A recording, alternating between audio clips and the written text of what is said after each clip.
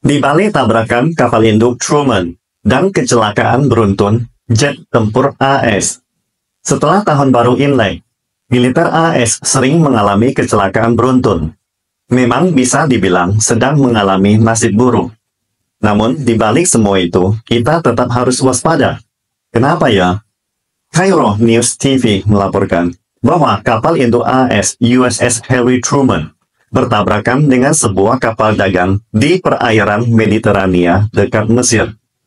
Menurut Angkatan Laut AS, kapal induk Truman bertabrakan dengan kapal dagang Besiktas M pada malam tanggal 12 Februari di perairan Mediterania dekat Pelabuhan Said, Mesir. Angkatan Laut AS mengklaim sendiri bahwa Truman saat ini berada dalam kondisi aman dan stabil. Mesinnya tidak terpengaruh oleh benturan, dan lambung kapal tidak mengalami kebocoran air. Lalu, bagaimana kita harus menafsirkan berita ini? Ada beberapa poin penting yang perlu kita perhatikan. Pertama, mengapa kapal induk Truman berada di Mediterania? Seperti diketahui, kapal induk Truman dikirim ke Laut Arab untuk menjalankan misi utama, yaitu memberantas kelompok Houthi. Tugas utamanya adalah bekerja sama dengan Angkatan Udara Israel untuk melakukan serangan udara terhadap Houthi. Namun, dari serangkaian berita sebelumnya, kelompok Houthi sama sekali tidak takut dengan kapal induk AS. Justru mereka terus-menerus mempermainkan kapal induk tersebut. Selain itu, kelompok Houthi terus mengembangkan berbagai taktik serangan dengan kombinasi drone, rudal konvensional, dan rudal hypersonik secara bergantian.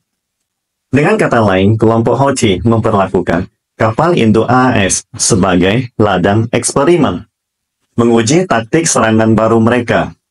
Bahkan tidak menutup kemungkinan ada kekuatan besar di balik layar yang memanfaatkan kelompok Houthi untuk mengumpulkan intelijen pertempuran secara langsung. Mereka sedang menguji taktik seperti apa yang paling efektif untuk menghancurkan kapal induk. Apakah lebih efektif memulai dengan serangan drone atau langsung menggunakan rudal hypersonik untuk menembus pertahanan? Bagaimana cara terbaik mengkombinasikan tiga sistem senjata ini untuk mendapatkan hasil maksimal? Pertanyaan-pertanyaan ini melahirkan banyak strategi perang yang sangat kompleks. Semua ini membutuhkan uji coba langsung di medan tempur.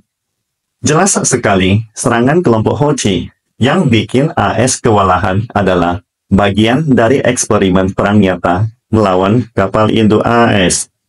AS akhirnya sadar bahwa kapal induknya telah menjadi ladang uji coba di Laut Merah oleh kekuatan besar di belakangnya. Baik AS maupun Israel sebenarnya sudah menyadari situasi ini, tetapi mereka tidak berdaya dan tidak bisa mengubahnya. Mereka telah mencoba berbagai cara untuk melawan Houthi, termasuk serangan udara skala besar dan operasi pasukan khusus untuk melakukan pembunuhan. Mereka telah menggunakan hampir semua siasat dalam kotak peralatan mereka. Tapi hasilnya tetap minim. Harus diakui, Houthi adalah kekuatan sangat unik di dunia Arab. Mereka berbeda dari bangsa Arab lainnya. Untuk sementara waktu, AS dan Israel belum menemukan solusi efektif untuk menghadapi mereka, karena tidak bisa menang dan tidak ingin terus dijadikan ladang eksperimen. Ada satu langkah paling cerdik yang bisa diambil oleh militer AS, yaitu melarikan diri. Sebelum Tahun Baru Imlek, informasi terakhir menyebutkan bahwa Truman masih berada di ujung utara Laut Merah, tepat di pintu masuk terusan Suez. Namun setelah 2 minggu berlalu, ternyata kapal induk Truman sudah berada di Mediterania.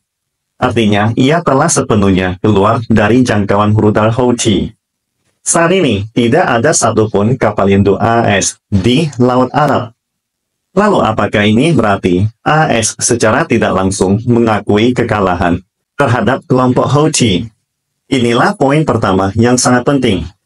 Dari kejadian ini, kita bisa menyimpulkan bahwa AS dan Israel benar-benar tidak berdaya menghadapi kelompok Houthi untuk saat ini. Bagi Houthi, nama besar kapal induk AS ini hanyalah ketenaran kosong tanpa kemampuan nyata.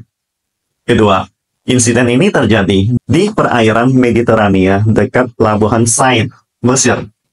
Meskipun lalu lintas pelayaran di sana sangat ramai, namun wilayah ini masih merupakan bagian dari Laut Mediterania yang sangat luas.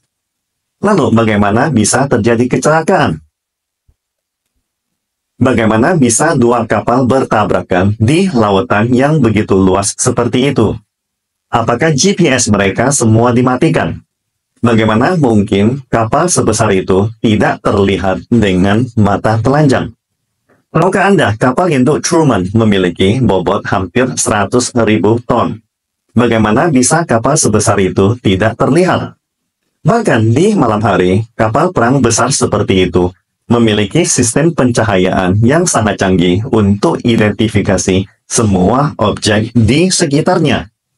Atau apakah mungkin kapal Truman berlayar dalam keadaan gelap gulita? Coba bayangkan, ada kapal raksasa melayang di lautan luas. Dan ini bukan di selat atau kanal yang sempit loh. Namun tetap saja, insiden tabrakan ini terjadi. Kejadian ini memang terasa aneh. Banyak pakar menganalisis bahwa pada malam kejadian, Truman sangat berkemungkinan mengalami situasi darurat yang membuatnya harus mematikan sistem GPS-nya secara mendadak untuk menghindari ancaman serangan tiba-tiba. Artinya, tidak menutup kemungkinan bahwa sistem intelijen AS telah menerima informasi buruk, sehingga Angkatan Laut AS memerintahkan kapal induk USS Truman untuk segera melarikan diri guna menghindari ancaman. Hal ini menyebabkan kapal dagang yang sedang berlayar normal tidak dapat menghindar tepat waktu, sehingga terjadi tabrakan. Ini adalah satu-satunya penjelasan yang masuk akal. Jika tidak, sulit untuk memahami bagaimana situasi yang begitu luar biasa ini bisa terjadi. Perlu diketahui, kapal dagang itu berlayar sesuai jalur pelayarannya yang normal. Dan semua kapal memiliki sistem GPS untuk berkomunikasi satu sama lain. Lagi pula, tidak ada cuaca buruk yang menghalangi navigasi. Jadi, secara normal, tabrakan seperti ini seharusnya tidak terjadi. Bahkan kedua kapal seharusnya tidak mungkin mendekat satu sama lain. Dengan kata lain, kemungkinan terbesar dari insiden ini adalah mungkin kapal induk Truman melakukan manuver yang tidak biasa. Atau kapal dagang tersebut memang bermasalah dan sengaja menabrak. Poin ketiga, apakah kapal dagang berbobot 50.000 ton Basic Class M memiliki masalah tertentu? Dari rekaman yang beredar sejauh ini, terlihat bahwa kecelakaan ini menyebabkan kerusakan yang cukup parah. Lambung kanan kapal Basic Class M mengalami deformasi serius. Barang-barang puluhan ton yang ditumpuk di dek terlempar akibat benturan. Gulungan tali tambat bahkan terputus begitu saja. Peralatan rantai jangkar berserakan di mana-mana dan tidak dapat digunakan lagi. Sementara itu, badan kapal induk Truman di bawah garis air juga mengalami penyok hebat akibat benturan yang sangat kuat. Meskipun militer AS mengklaim tidak ada kebocoran air, tidak ada korban jiwa, dan mesin kapal tetap berfungsi dengan baik. Akan tetapi, tidak dapat disangkal bahwa bagian lambung kapal induk telah penyok, dan dek dalam keadaan berantakan. Akibat kecelakaan ini, USS Truman sudah pasti tidak bisa lagi menjalankan tugas tempur dan terpaksa masuk ke rumah sakit terdekat untuk perbaikan darurat. Lalu, setelah diselidiki oleh media barat, ternyata kapal dagang seberat 50.000 ton ini adalah kapal kargo milik Turki. Ini menjadi semakin menarik, karena dari kewarganegaraan kapal ini saja, banyak netizen mulai berspekulasi lebih jauh. Kapal dagang itu mungkin memang kapal dagang biasa, tetapi apakah para awaknya juga pasukan biasa saja? Jika di antara awak kapal ada individu khusus dengan pandangan ekstrim, maka insiden ini bisa memiliki arti yang lebih dalam. Dari sudut pandang ini, tabrakan ini mungkin tidak sesederhana yang terlihat.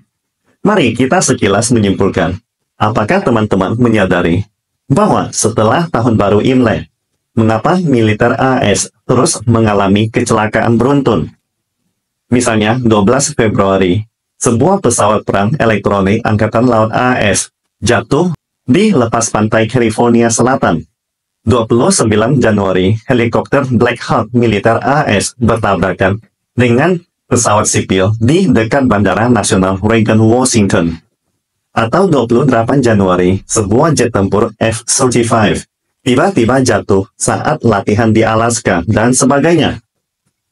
Hanya dalam awal tahun baru, Angkatan Udara AS telah mengalami 3 kecelakaan serius.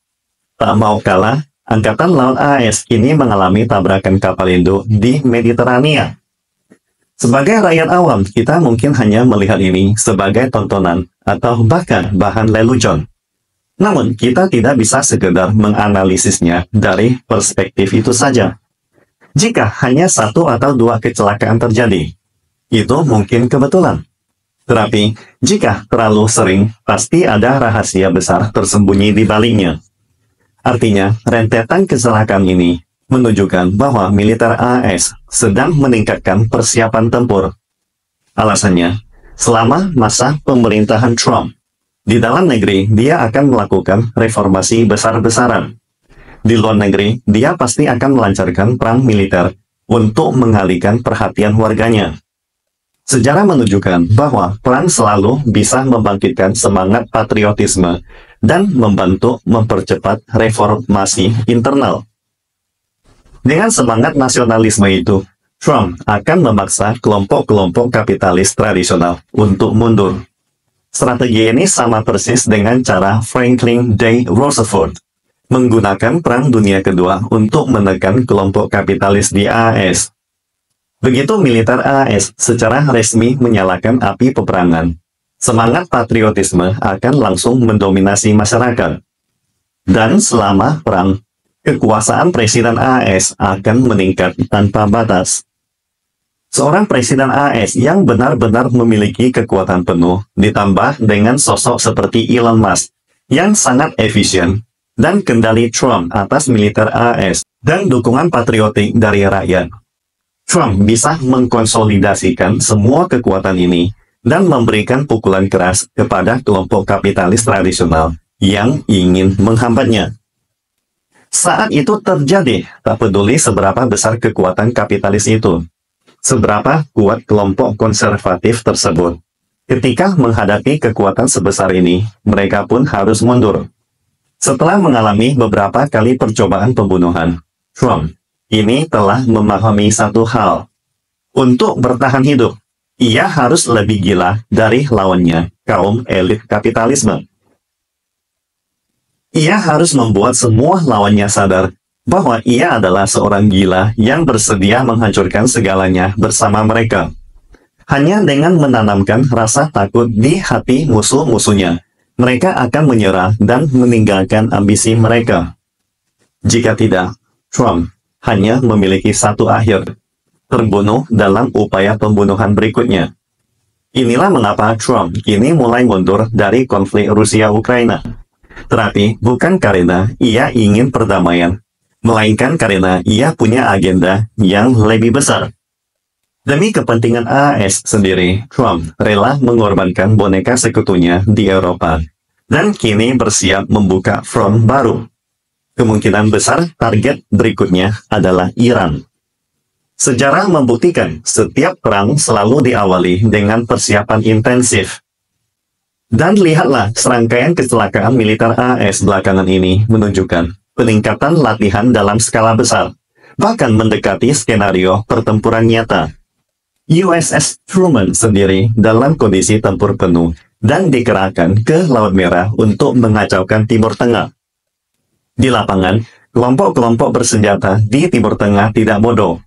Mereka memiliki insting sangat tajam dan tahu kapan perang besar akan terjadi.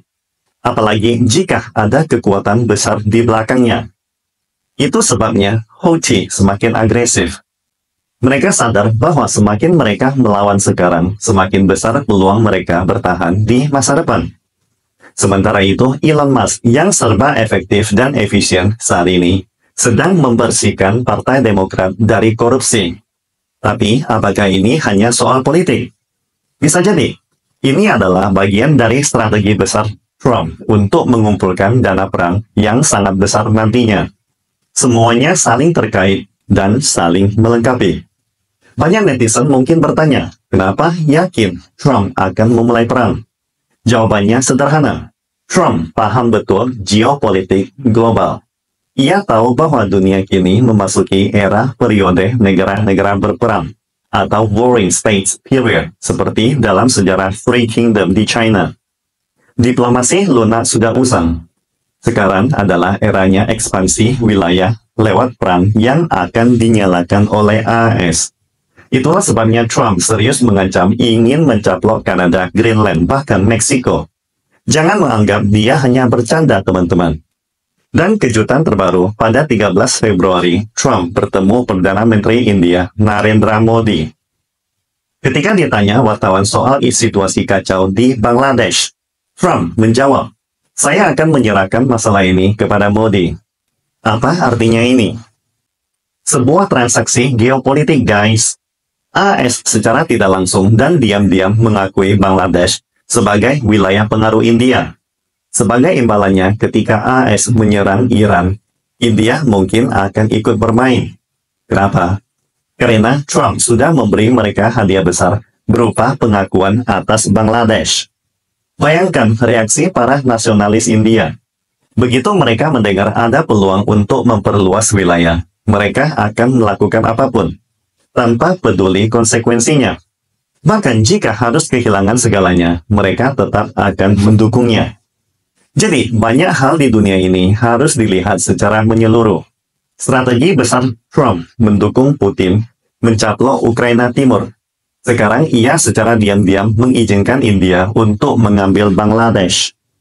Dan jangan lupakan, ia sendiri punya ambisi untuk menganeksasi Kanada, Greenland, dan bahkan Meksiko.